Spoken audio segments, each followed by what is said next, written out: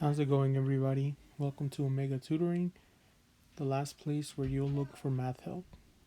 Today I want to introduce you to the triangle inequality theorem, which simply put just says the sum of two sides of a triangle are greater than the third side. Now, let's look at its application on a GRE problem. Alright, the question which is right here, it says x plus y plus z are the lengths of the side of a triangle.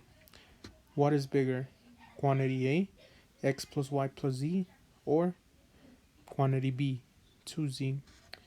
Well, the first thing we can do is simplify it, and I'm just going to subtract z on both sides, and this leaves us with x plus y and z.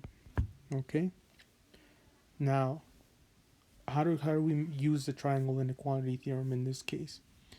Well, it's really simple.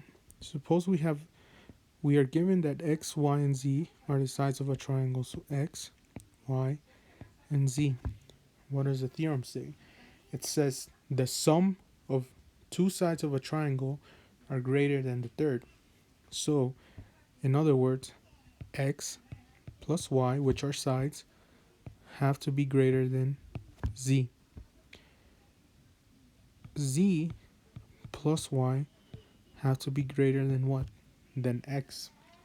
And then x plus z are greater than y. Now, let's look at what we have. We have x plus y or z is greater. Well, because this is a question asking about triangles and it includes the triangle inequality theorem, our answer is right here. And in other words, x plus y is greater than z. And that only happens because one, it's a triangle, and this is how the triangle inequality theorem is applied. I hope you found this helpful. Once again, this is Omega Tutoring, the last place where you'll look for math help, and I'll see you guys in the next video.